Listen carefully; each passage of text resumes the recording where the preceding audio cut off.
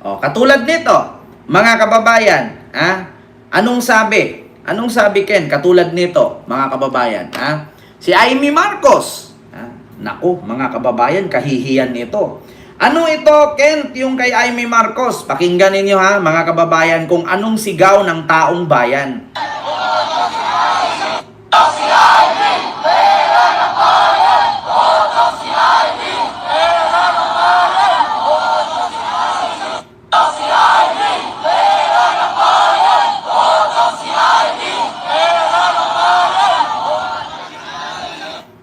Narinig nyo, mga kababayan?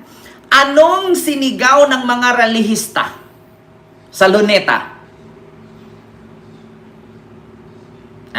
Anong sinigaw? Sinong nakakaintindi? Huwag po kayong tumawa pag sinabi ko, Gutom si Amy, pera ng bayan. Hindi po. Ang sigaw po, mga kababayan ng mga relihista, botox ni Amy, pera ng bayan. Botox ni Amy, pera ng bayan. Botox ni Amy. Botox po yung ini-inject sa mukha.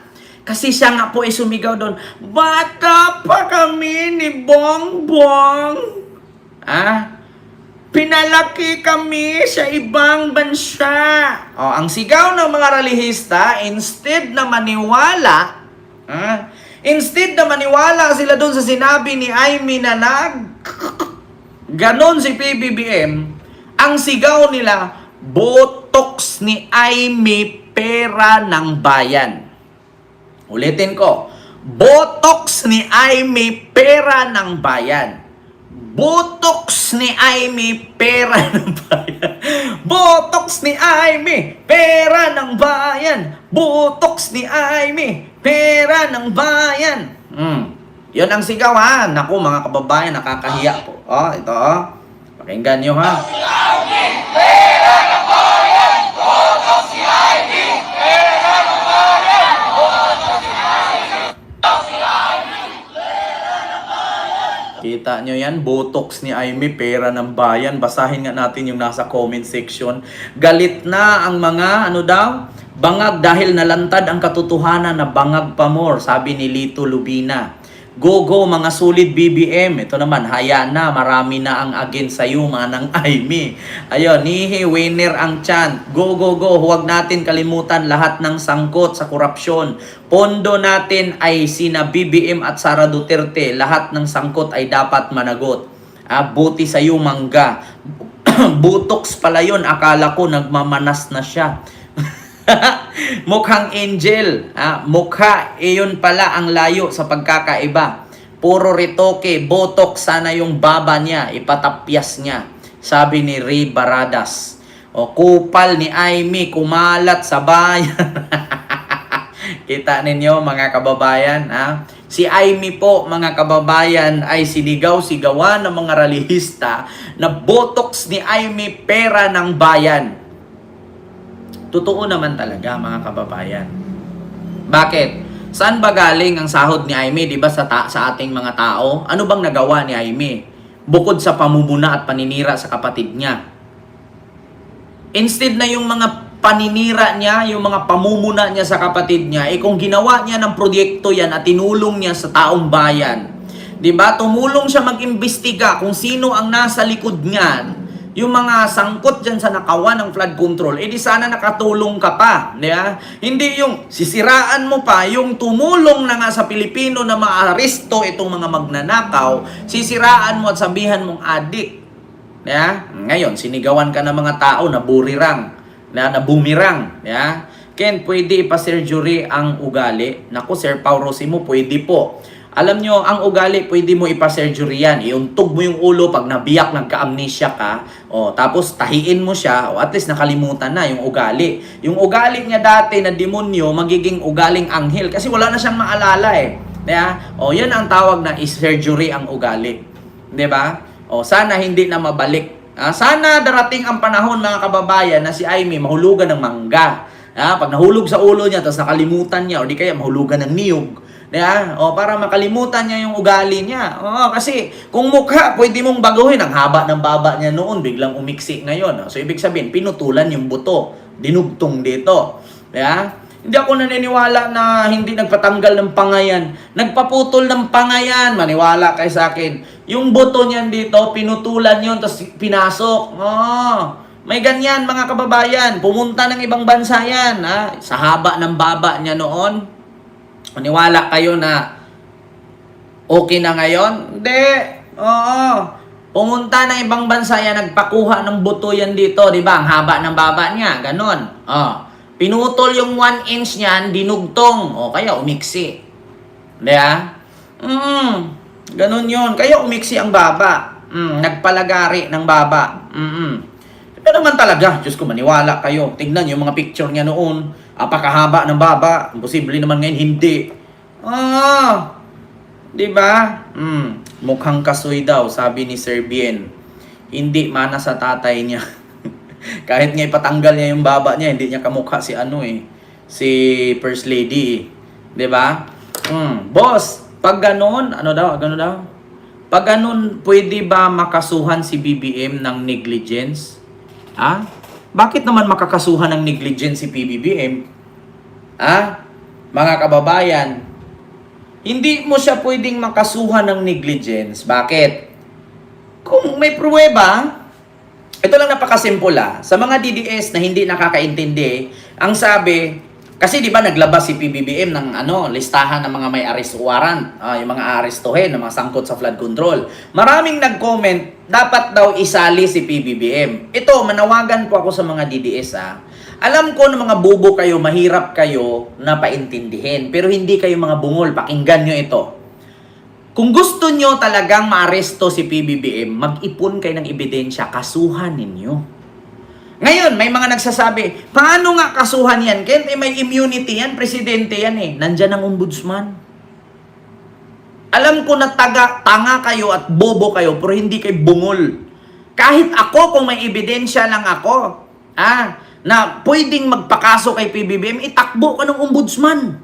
Ang ombudsman, walang makatumbas niyan, maskin presidente, walang sinasanto sa ombudsman. Kung gusto nyo talaga na matanggal si PBBM, hingiin nyo kay Kati Binag yung USB na may bidyong gaganon sila mag-asawa. Huwag na kayo magpakapagod dyan. Mag-rally-rally. Huwag na kayo magpakapagod mag-rally-rally, mga kababayan. Bakit? Tignan ninyo, tignan ninyo. Anong sabi ni Boy Lighter? Kilala nyo si Boy Lighter? Itong si Boy Lighter, Kita nyo, mga kababayan. Ito, ipakita ko sa inyo, Anong sabi ni Boy Lighter? Pagod na daw siya mag-rally. Sambalin ko ng 3 beses sa mukha. Tawagin niya ako, sabi niya mag-rally tayo. Tapos siya nasa mall. Suntukin ko. So sa palagay mo, Kuya Park, wala talagang mangyayari sa ganito. Uwi-uwi lang, tapos rally, balik na naman. Magkaisa tayo. Mag-rally tayo. Maya-maya, uwi. Bukas, balik tayo. Uwi tayo, balik bukas tayo. Lang ang mapapagawa mo ng tara. Ilang rally nang ginawa natin, paano kung Mag-isang taon na. Pero panalo, wala. Nalalagay sa alanganin, no? Lalagay sa alanganin. Diba? Si Boy Lighter na nagsabi, kung gusto nyo talagang mapatanggal si PBBM, pumunta kayo kay Kati Binag. Kunin ninyo yung USB na sinabi niya na may lamang video na nagpupulburon ang Pangulo. Kasi yung video na yun yung makakapagpatalsik kay PBBM. Kung totoo man, inutusan ko lahat ng bobong DDS. Pumunta kayo kay Kati Binag, kunin nyo ang video, ipakita nyo sa taong bayan, at i-file ninyo sa ombudsman para mapatalsik si Marcos. Kasi mismong si Boy Lighter, napapagod na. Mag-rally tayo ngayon, uwi tayo. Balik tayo bukas, uwi na naman. Balik tayo sunod araw, uwi na naman. Walang nangyayari. Napapagod lang. Diba? Napapagod lang daw sila. Napapahamak pa siya, nakakasuhan pa siya ng sinisyo. Suntukin ko niya. Kita nyo? Nag-rally-rally daw sila. Tapos yung nag-utos sa kanila, nasa mall. Oh, kita nyo, sino bang nasa mall? Oh, namamasyal-masyal lang. Tapos sila nagsisigaw-sigaw sa initan. Oh, kita nyo, ultimo si Boy Lighter, sumuko na sa kakarali. Wala daw siyang napapala. Mga uto-uto kasi. Nagpapahili, nagpapasikat. Pero pag wala pa rin, wala. Diba? Pero pag victory, oh, panalo kayo. Panalo kayo. Lahat ng artista nandiyan para magpasikat. Hindi, Kuya Park, kasi Kaya ng leader ko, sampalin ko ng 3 beses sa mukha. Ah. Tawagin niya ako, sabi niya mag-rally tayo. Tapos siya nasa mall. Suntukin ko ang leader ko yan. Oh, diba? Bayad nun. No. Nung nasa hindi wala tayo.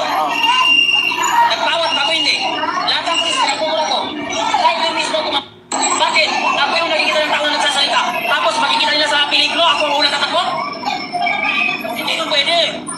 Pag nagkagulo, ay, sumakay ng kotse si pa, umuwi. Pag victory, nasa Kapag States. Ayaw magpawag ng microphone, puso sa kanya lang. Mga kababayan, malalo tayo, papunta na pagkat. Diba? Kita ninyo? Kapag may tumawag daw sa kanya, bukas mag-rally tayo, sasampalin daw niya. Kasi sila nandun sa initan, tapos yung nagyaya na mag-rally, nandun lang sa mall, nanood. Kita ninyo? Oh.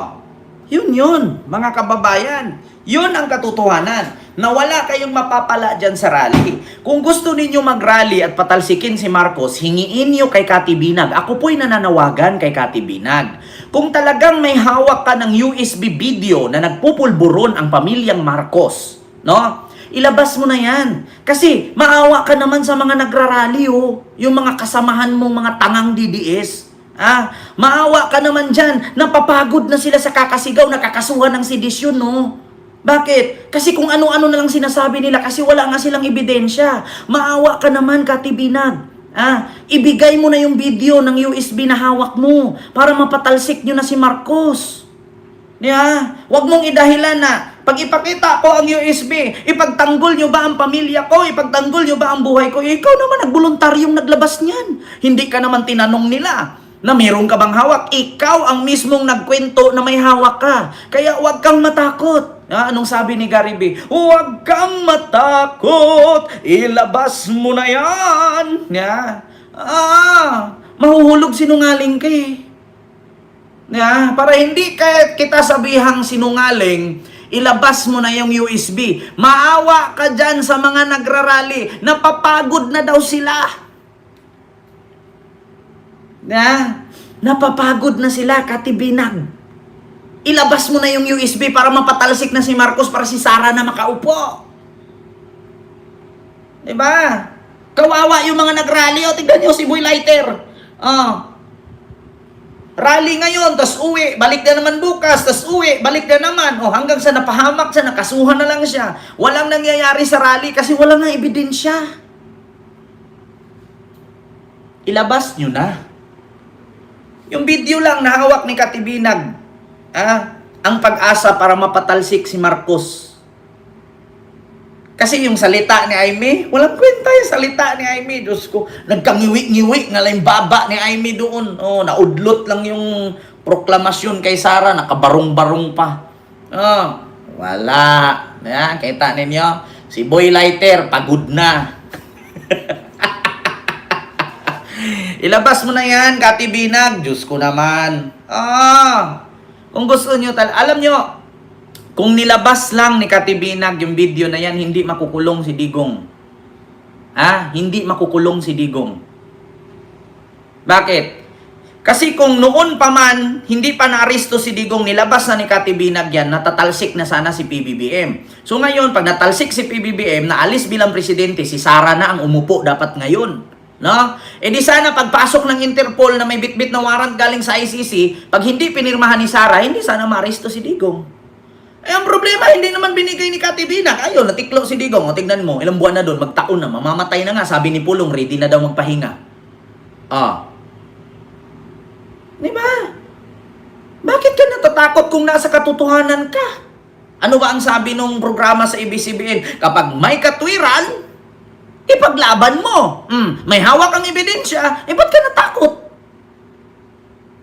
Hindi mo ba inisip na kung merong Jose Rizal, merong Kati Binag, pag nilabas mo yung video na yan, natanggal si Marcos, si Sara Presidente, maging hero ka pa. Ba't ka natatakot? Kung tama yan, kung totoo yan. Huwag kang matakot kung nasa tama ka. Alam mo, sa totoo lang Katibinag, kung totoo man yung laman ng video na yan, ako mismo tutulong sa'yo. Ipo-promote ko pa yung video na yan, araw-arawin ko pang i-play hanggang sa makarating kay Marcos. Hindi porket ganyan si Marcos nakasuporta ako. Kung nakita ko na totoo talagang nagaganon siya, automatic babaliktad ako. Automatic ako mismo ang magsabi, huwag niyong suportahan yan. Saan ka magkakita? Kung totoo man na legit yung video na yan, ako mismo kakalaban kay BBM. Pinapangako ko yan. Kung totoo man yan, ako mismo kakalaban kay Marcos. Yun ang katotohanan. Diba? Kung legit, kung totoo. Kung AI lang yan, bahala kayo sa buhay nyo, sa inyo na yan. Kayo naman makukulong Diba? Ilabas nyo yan. Napapagod na si Boy Lighter, Diba? Kung totoo man yan, kahit sino sa atin, tanungin ko kayo, kung totoo man ang laman ng video ni Katibinag, susuporta pa ba kayo kay Marcos? Kung totoo man yan? Malamang sa malamang hindi. Tanungin ko kayo, press 1 kung susuporta kayo pag nakita yung totoong nagaganon. Press 2 kung hindi. Diba? Ako mismo kung makita ko na naggaganon yung pamilya niya, ako mismo tatalikod. Ako mismo pupunta doon at mabagsakin siya, lumabas ka dyan, lumayas ka dyan. Ako mismo. Kung totoo man. Kung wala, kwento-kwento lang, bahala na kayo dyan. Mas better pa, ipagtanggol ko na lang si Marcos. Diba? Kasi pangit talaga mga kababayan, kag meron tayong pangulo na ganyan. Hindi po maganda yan. Kung dati galit tayo sa nagmumurang presidente, ngayon hindi kayo magagalit sa nagaganon. Mas matindi yung nagaganon. Diba? Kaya kung totoo yan, Katibinag, ilabas mo na. Ako mismo, sasama ako dyan sa sigaw-sigaw ninyo. Ako mismo, didikit ako dyan sa inyo. Sasamahan ko pa kayo. Pagmumurahin ko talaga si BBM dyan sa harapan ng stage. Kung mapatunayan mong totoo yan. Ako nangako ako, tutuparin ko yan. Yun ang pangako ko pag si Digong magigilit ako. Wala nangyari, hindi nga nakauli. Naku, Diyos ko. Makauwi lang yan si Digong dito sa Pilipinas. So, naghihingalo na. Yung malapit ng madedo. Makakauwi yan. Antayin natin ang interim release kung ano ang desisyon ng ICC. Kung si Digong 50-50 na, pare-releasein nila yan. Pauwiin nila yan kung 50-50 na. Pero kung si Digong malakas pa, tumayo pa yung titi, hindi na pauwiin yan. Niwala kay sa akin. Uuwi lang sa Pilipinas kung nagkagarapo na. So yun lang mga kababayan. Yung ating live ngayon, yung ating pag-uusapan ngayon, mga kababayan. So mamaya, alas 9, meron tayong panibagong live mamayang alas 9, mga kababayan. So yun lang. Maraming salamat po sa inyong lahat. So mag-ingat po kayo palagi. Katibinag, kung nanood ka man sa akin ngayon, imposible. Hinahanap mo nga ako nung nakaraang buwan Anong buwan ba yon? Ngayon, imposible hindi ka makapanood. Ibigay mo na yung video. Bakit? Kung gusto nyo talagang mapatalsik si BBM. Kung wala, mapagod na. Napagod na si Boy Lighter si Park. Si Park ba yung pangalan nun? Napagod na. Pagod na daw rally, tas uwi, tas rally na naman, tas uwi, rally na naman. Pagod na siya. Bigay mo na yan. At huwag kang matakot sa seguridad mo, sa pamilya mo, huwag kang matakot. Maraming kakampi sa'yo kung totoo man yan. Kahit ako, kakampihan pa kita. Susuportahan pa kita. Ipaglaban pa kita. Kung solid at legit yung video mo. So yun lang, mga kababayan.